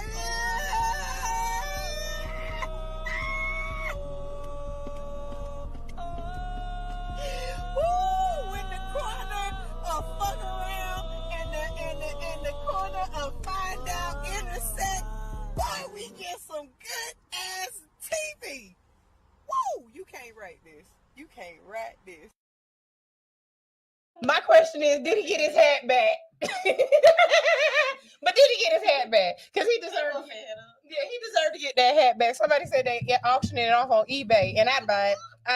Not only that, this is the thing, y'all. It's so much other stuff that goes on along with this. First of all, that particular pier is where our ancestors would come in and be sold. That was a slave trade area. Okay. If you don't know anything about Atlanta, one of the reasons why I say over and over again that underground Atlanta be having issues is because 5 Points was a slave trading area as well. When all of the trains come in at 5 Points, that's where all 5, north, south, east, west, all that. What's the other point? Because north, that's 4 point. Anyways, 5 Points is where it all comes in. They used to have blocks that you stand on the block and you sold your slaves off. You brought your slaves there. And that's why I feel like it's got bad juju, and why they keep turning over owners at 5 points. You can't find nobody to get the underground working for real, because it's bad juju there. And so the same day that this incident happened, a group of Black women had a parade or something like that where they threw flowers and roses ceremony. to basically honor the ancestors. And I think the ancestors heard them, and they empowered each and every Black person that day and said, let's do it. I don't know what happened, but all I heard was Thundercats. Oh! They definitely protected them. Because Thundercats. Now, if you don't know, the way this has just rippled across the United States, okay? This has just rippled across the United States, because here go what happened in Detroit. Nah, bro. You're gonna get fucked up. I'm telling you, bro. Hey, hold on. Stop! Nah, bro. You're gonna get fucked up. I'm telling you, bro. Hey, hold on. That's it now. Now once that, now see, that's why the man, out of all them people, that white man, all the white people are charged, right? They was all charged, but one Black guy got charged, and I know why he got charged. He ain't get charged for the first couple swings of that chair. He got charged when he dinkum that lady who was already down, that white lady that was already slumped. Oh, when he came back in two-piece turn, everybody said, "Now wait a minute, now John, now damn it, John, now you didn't have to hit Melissa like that." God damn it, John. Not Melissa. Man, you ain't had to hit Melissa like that. And whoever threw Elizabeth in the ocean, that Black lady said she don't care. She threw her on in the ocean. Hey, she said, first of all, hey, Karma, because you threw our folks in the ocean. I ain't gonna say that, but that was attempted murder. That was attempted murder, because you ain't know if that lady could swim or not. Because you would have threw my ass in there, and I would have been like, "Oh Lord, it's over." And whoever said that Aquaman was swimming with alligators? Somebody said in the ocean. They said no. They said in that little canal part right there. They said there's alligators in there, and Aquaman still dropped in. He didn't even think. Please give that boy a scholarship. Please give what they call him Jermichael Phelps a scholarship. Okay, all the girls this year don't buy him. Bring that boy lunch to school. He better eat good all first semester. Okay. First semester, he better have macaroni and cheese, collard greens, cornbread. Like my friend say, bring him all the slave food you can think of. Somebody better bring him some sushi one day. Y'all seen them? I posted it. Did y'all see them oxtail sushis? That sound good. Don't it though? Don't it though? Ooh, I said, Black folks, the way they making something that tastes good. The way y'all can niggerize some food. I swear, I had a taco the other day, and I said, you know what, y'all niggers, I love y'all something serious. All right, y'all. So okay, so we got that out the way. We got the fights out the way. Now we got to get to the crazy people, because that's all I'm gonna say is here we go. Here, listen exactly what this lady is saying, and then come back to the congregation, and we're gonna talk about this. Ready? Here we go. Well, I told him it was at first I told Carlos that I'm sorry, I don't know how you react to this. I'm your mom and you're my son, and I am falling in love with him. He said, "Are you really?" I said, "Yes, I am." He said, "You know what? I was scared to let you know too. I am too." He was too, falling in love with me, with his mom, and I was falling in love with my son. And then we ended up talking, and we took off to the park, and we ended up asked him, "Will you ever date your mom?" And he said, "Will you date your son?" I said, honest truth, yes, I would.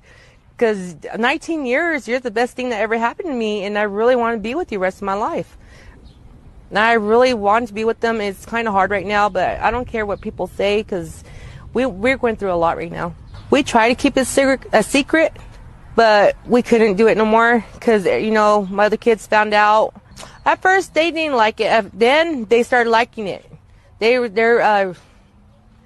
accepting it, and my mom, my dad, my brothers, my family's accepting it now. You know what? You know what? They gave y'all niggers a camera and y'all just decided to tell all your business. Bring back shame. Bring back shame. Please bring back shame. Bring back folks that when you say something, they look at you like, excuse me, and make you feel like you did something wrong. Because, bitch, what is wrong with you? Okay. First of all, I've said this before. If you related to me, or if you've dated or been with any of my friends, you automatically stink. I don't know what it is, but all my brothers have some kind of weird smell to them. You know what I'm saying? Like, it's almost as if it's my body and my pheromones telling me, no, this is not what you want. You know what I'm saying? Now, her first statement was when she said, I told him I'm your mom. And you're my son, really makes me feel like she did not raise this child. But then she goes on to say that you're the best thing that happened to me in 19 years. So it's really, I need some background on their relationship, but I don't, because if you knew this was your child, what is you doing seeing them naked anymore? Personally, once your kid has hair on their nuts, you shouldn't see them naked no more.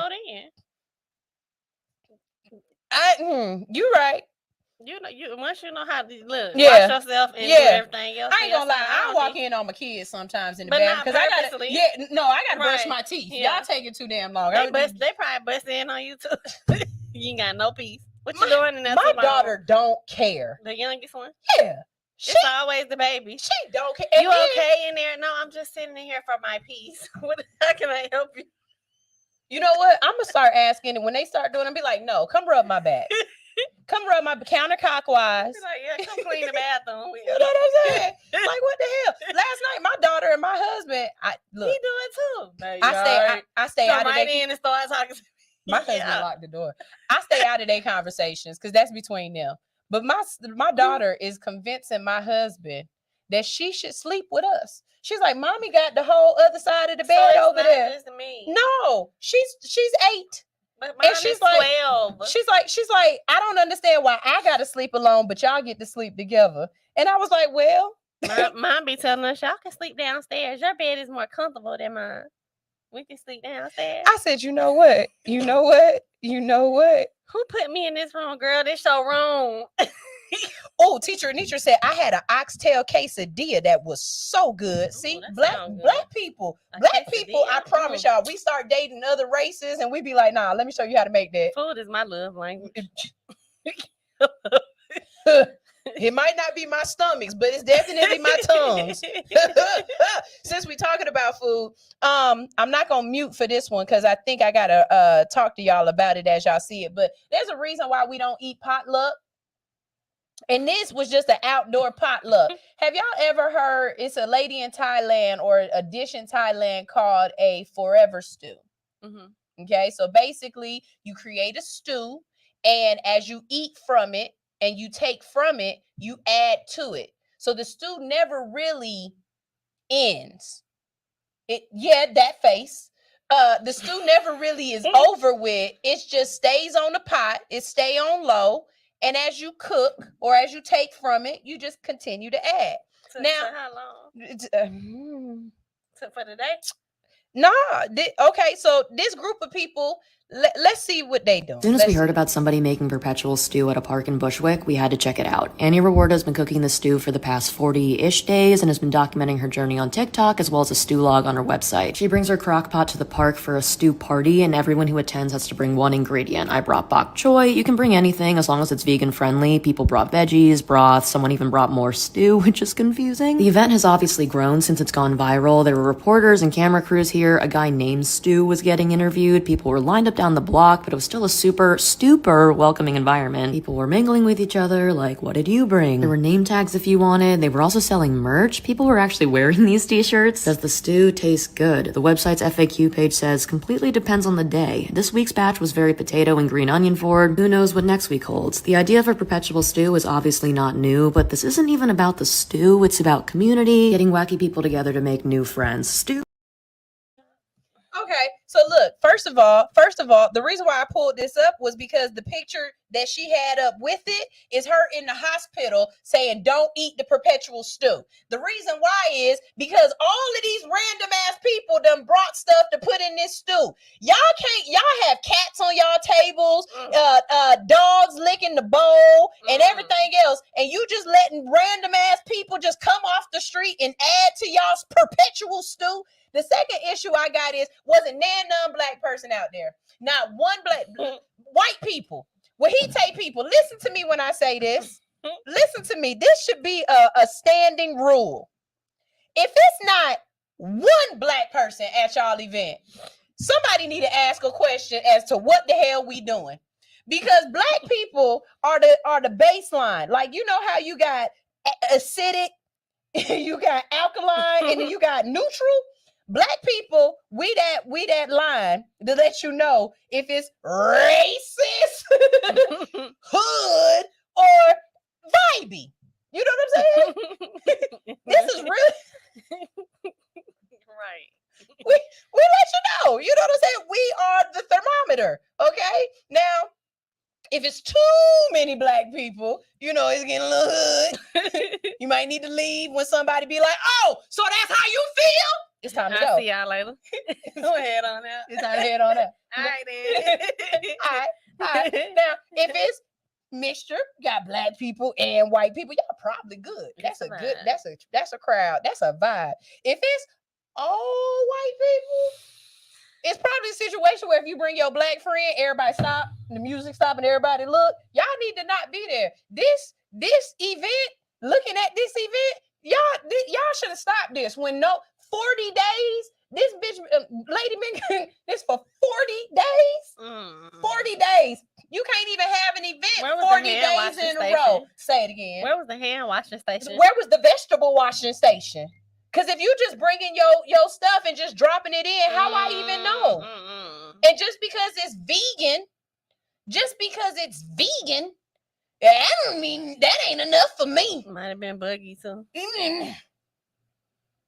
All right, keep it up. Keep it up, Caucasianals. Keep it up. This is why we question what y'all do. This is exactly why we look at y'all like that. All right, we got another one. Okay, let me see if I can put this in the right order. I think this one go first. Hold on. I don't want to go into too much detail. All I'll say is Okay, this one go first. All right, listen to this story, y'all. Here we go. Hey, William Jordan, EPB. I'm afraid I have a devastating dilemma for you. I'm currently house-sitting for my parents whilst they're away on holiday for a week. On the first night, after a few glasses of wine, I got under the bed to plug my phone charger into the wall. There I found a very pretty shoebox. Oh, no, don't look in the shoebox under the bed. Oh, I don't even know if I can read this. Why would you bloody look? Why? Imagine my shock as I opened it to find my mother's very large and realistic battery-powered boyfriend. Hindsight is great, and I know now that I should have left it there, but my curiosity would unfortunately get the better of me. Being alone and horny, and also quite impressed by the XL veiny monster I had in my hands... No. Oh, no! No. She did not use her mum's dildo. Tell me, Tell me. Well, please. People are disgusting. She did not. I gave it a wash, turned it on, and slipped it in. I don't want to go into too much detail. All I'll say is the beast was amazing. It hit all the right spots. Upon closer in... Oh, no! It gets worse! How does it get worse? She's using her mum's dildo, for Christ's sake. No! What? What? The only markings were a faint name on the base embossed in the plastic. It read... Clone a Willy. Oh, no. Turns out I've been getting the best orgasms of my life from a replica of my father's penis.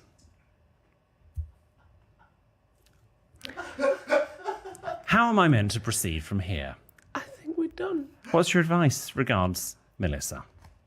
It's been a great 5 years. Yeah. This is it. We've peaked. I'm actually speechless. Okay, first of all, Melissa, I'm gonna tell you how you continue and go on. What you don't do is ever look your daddy in the face or the crotch ever again, Melissa. That's the first thing you do and don't do. Second of all, stop using other people's stuff. I don't care. What do you mean you washed it off? What do you mean you washed it off? You know what I'm saying? She's talking about it's veiny. Don't ever come around my house with a Snickers because I'm gonna talk shit about you. Okay. and then why did you call it a beast?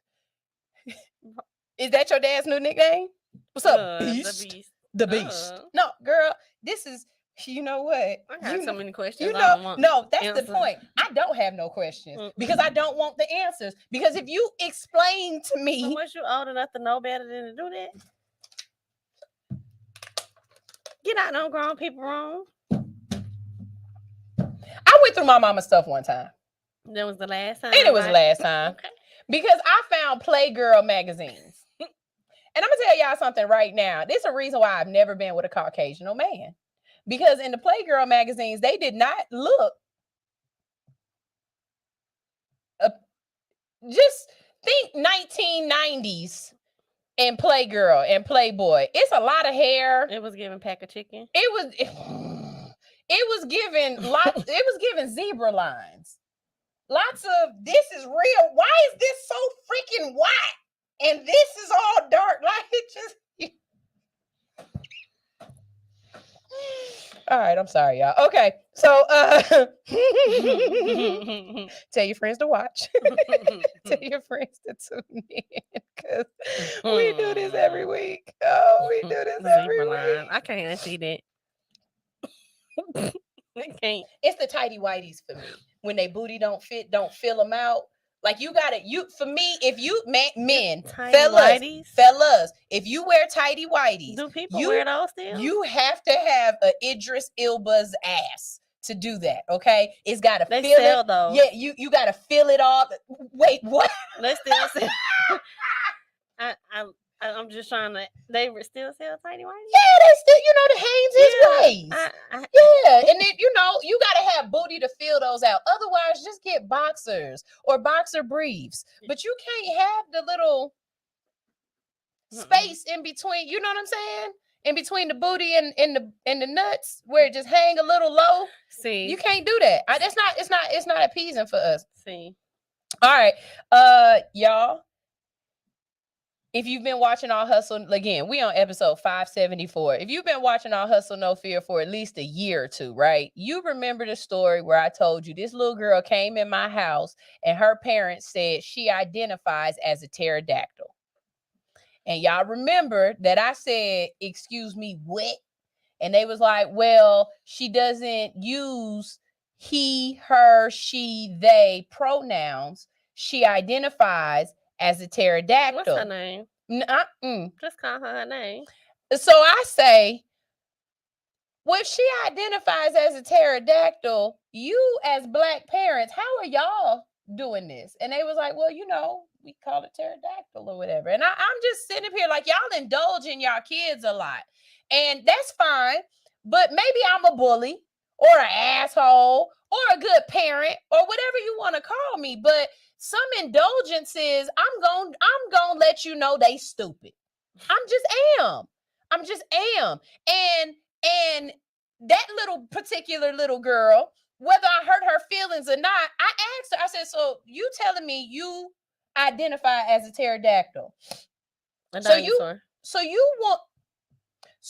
want anybody else that meets you to call you a pterodactyl? First question, what letter does pterodactyl start with? I'll wait. Because if you say it starts with a T, I'm definitely not calling you a pterodactyl. Because you can't even spell what the fuck you are. Because pterodactyl starts with a P. It's silent. And it does. Pterodactyl starts with a P. Second of all, if you are a pterodactyl, are you only a pterodactyl in essence or all the way around? Because if you are a pterodactyl, I'm about to feed you grubs, bugs. Y'all ain't never seen Dinosaur Train? Oh, we about to all day long to your ass. You know what I'm saying? I'm not. And I asked her, I said, so when when you go to work, when you get a job, do you really believe that the people that you work with are going to call you pterodactyl?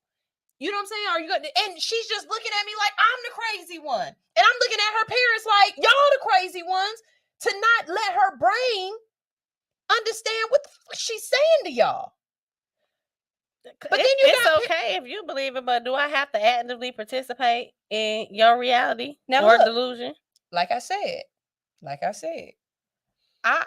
indulge you, but I'm gonna indulge you in a way that's gonna make you question what the hell you telling me. When I was growing up, my little brother, he swore up and down that when he grew up, he was going to be a fire truck. Okay. We took him to the fire station and said, fireman, fire truck. You can't be a fire truck. You ain't no transformer, bruh. You could be a fireman. What we did not do is let him run around spraying everything and putting fires out with his hose, talking about, that's what we didn't do. But you do have parents who do these type of things. So listen to this lady. Hopefully I picked the right one first. Hold on. Is this the right one? My son does identify as a cat, but if he did work on my son. So here we go. We start with this one. Here we go. My son does identify as a cat, but I cannot take him to a vet because I tried that, and the veterinarian told me that because he has human anatomy, that he does not know how to work on him or diagnose him with anything, and he legally cannot. So, and while I do think that is a form of discrimination, because, you know, my son, if he says he's a cat, he is a cat. And he needs to be treated like that, like one, you know? But I'm not going to press charges because I know that he could lose his license if he did work on my son. So I'm not gonna try to sue him or anything, so don't worry. But this is something that I want to raise awareness on, because I do think that people that identify as an animal should be able to go to the vet.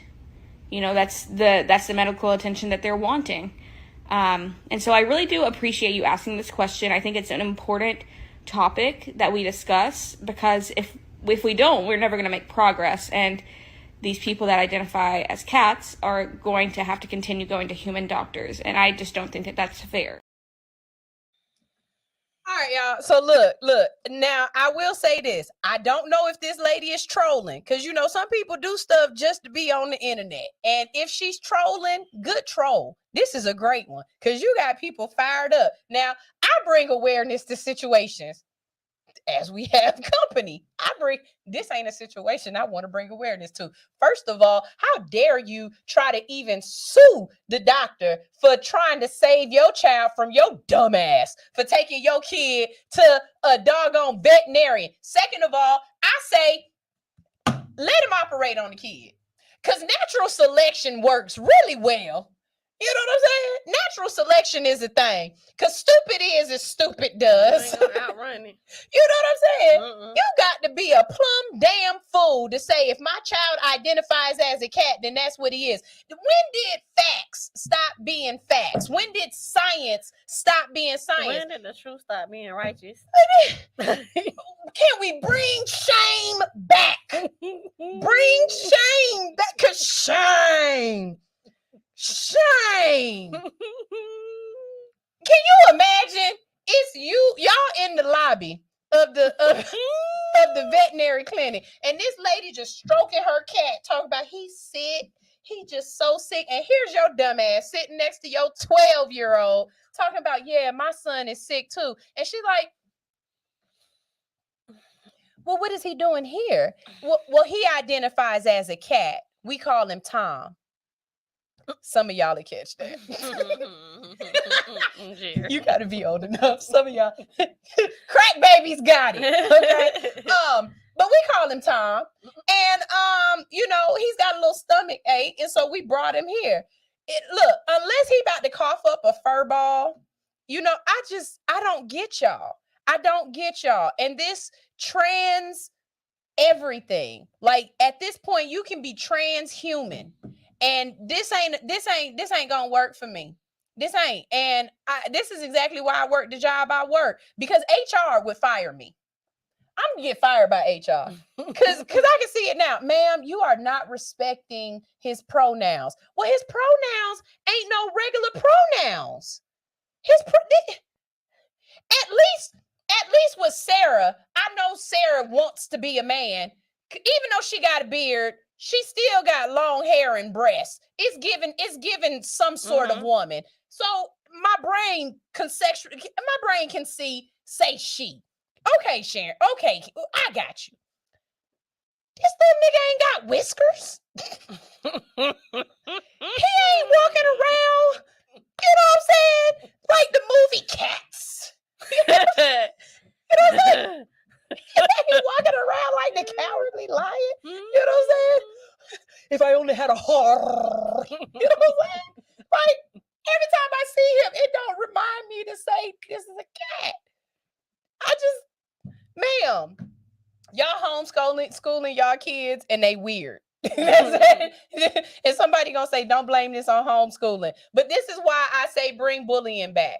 When y'all be like, we shouldn't have bullies and that's wrong. No, bullies have a place in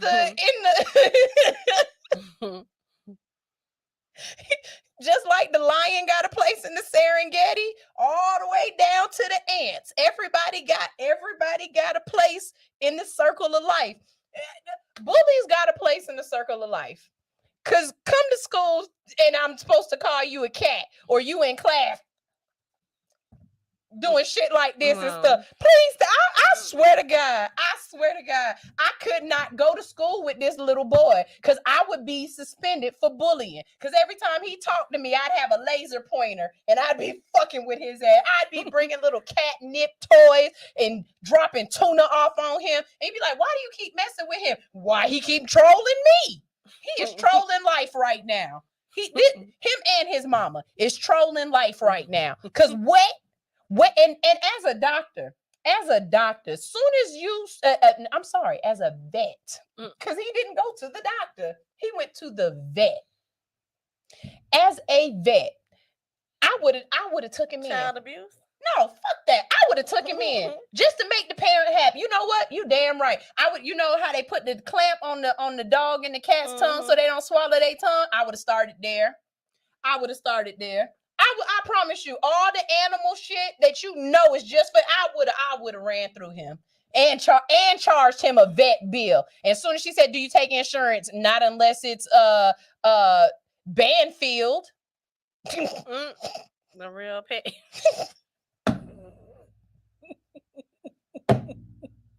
I can't. Banfield. Not unless you got Banfield, because we don't take Medicaid. We don't take Peach Care for kids. I'm done. Y'all, this is the end of the show. Teacher Aditra said, white people are crazy. And they is. They, I like the mayonnaise militia. Because they make me smile every day. Every day, something that the Wahite people do just gives me... I'm just so stupid on Friday.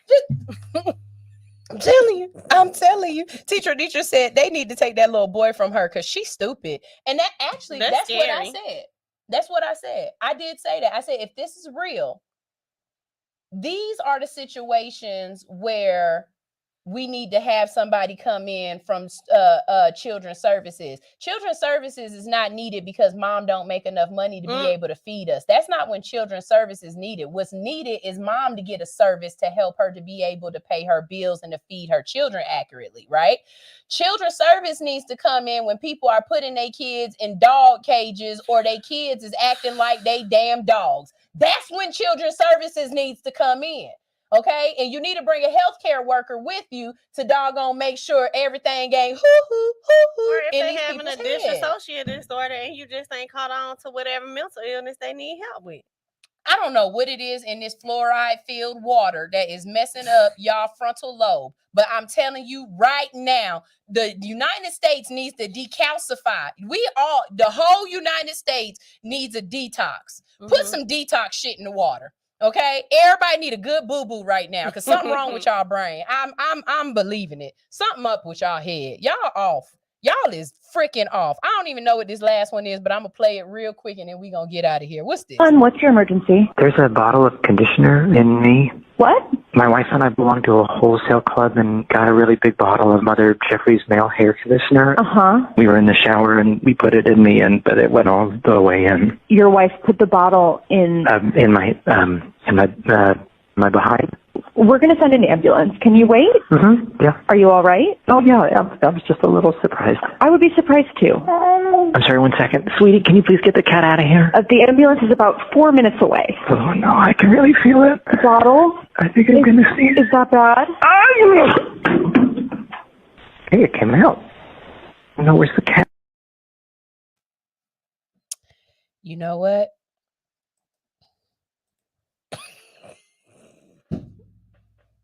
It's a reason why other countries got travel bans on the United States. It's a reason. It's a real reason. Y'all look. This is tell the people one more time where if they need to get in contact with you about some serious stuff or they need some help advocating, how they can get in contact with you or how they can contact you so that they can advocate for your child and help him. So number one, for the parents, I am putting together a lawyer-led advocacy class to teach parents their rights. I'm getting a date finalized with the lawyer soon. So you can send me a DM at DeAndrea Byrd. That's DeAndreaByrd on Instagram and Facebook. If you would like to help advocate for Zaire, you can send an email to the superintendent, Mike Looney, showing your support and requesting that they readmit Zaire back to Tri-Cities Magnet immediately. I'll post it on my page today so you can just quickly copy and paste. And again, if it's anybody out there, the truth is there are hundreds of Zaires. I'm just the one that spoke up. He's just the one that spoke up. If this has happened to you or somebody that you know, tell your story. Come and be a part of his documentary. Let it be known. We have to tell the truth because the truth is righteous, and that's the only way we can expose. And that's the only way we can let people know that the school to prison pipeline is real.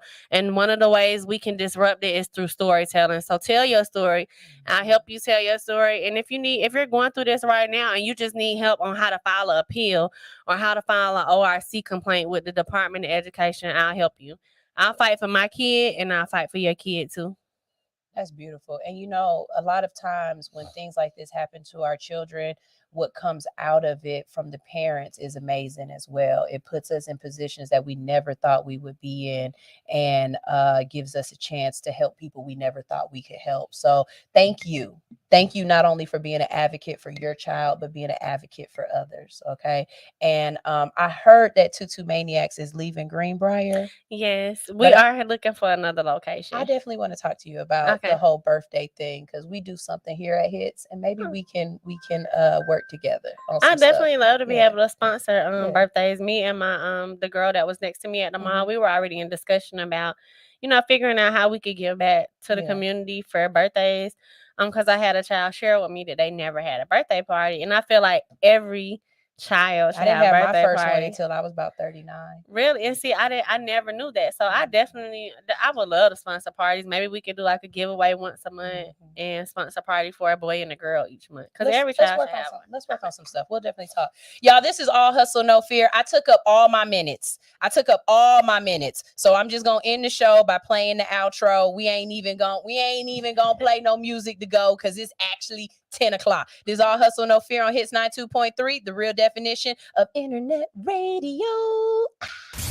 I just want to run my business and do ratchet shit with my friends. That's it.